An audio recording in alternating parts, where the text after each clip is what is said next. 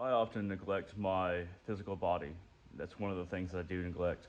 But our emotional body and our spiritual body are much more important. Our emotional body can be maintained by allowing ourselves to calm down at the end of the day or after an emotional exchange and try to evaluate it through logic. The intellect can be made to serve the emotional body as long as one is understands that emotions have been engaged. Sometimes we don't like to think about what an exchange brought to us, what kind of feelings it brought to us, and we try to chase away that by logically, enslaving the ego to think that this is definitely what happened, and maybe it doesn't need to be examined, but situations do need to be examined. And the spiritual body, of course, is the most important. Is your relationship to your soul, the understanding that you have of your soul, and how you're progressing along your spiritual path. Sometimes you don't describe it as a spiritual path. Sometimes it can be tribal or political. Well, tribal is still spiritual. But sometimes people don't like to use the word spiritual or religious, and that's completely fine. When it comes to the health of your soul, it much more has to do with how you identify with your higher self. Whatever you think that your higher self is, or like what it does, then that's what you're engaging with. Do not be afraid to question yourself emotionally, spiritually.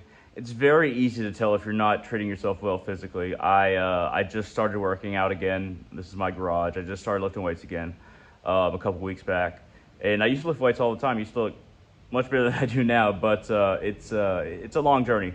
Luckily, I have muscle memory. I have neglected my physical body, but also I've neglected my emotional body in some senses.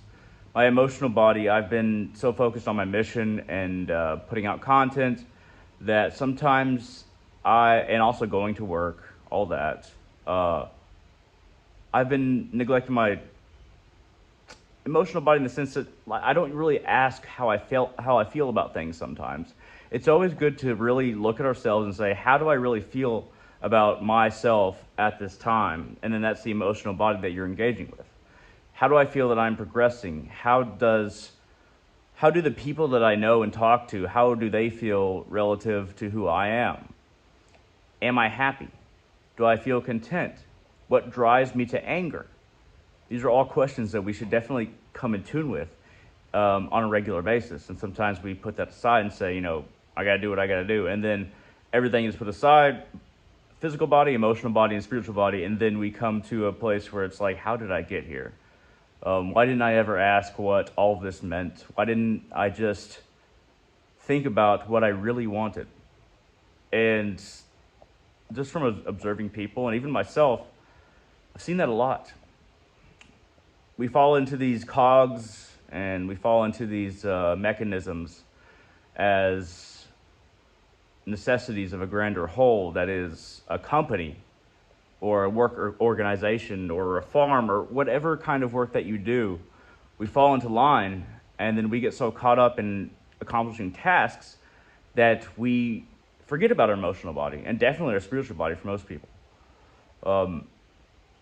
It's a waste of human experience. It's a waste of human endeavor. It's a waste of human realization and ability to forget all of our bodies.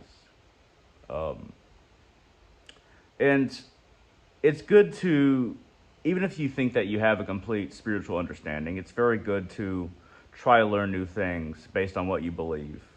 Books that talk about things very related to what you believe, that are the same subject, they have the same belief. Keep on researching, keep on going. The emotional body, keep on growing your abilities to communicate with people effectively. Learn how to communicate with people effectively. Listen to them and respond to them more than you have them listen to you and respond to you. Become somebody who listens. Become somebody who contemplates. Become somebody who understands what they need from, emotionally, from a friendship or a love relationship, anything like that, familial relationship.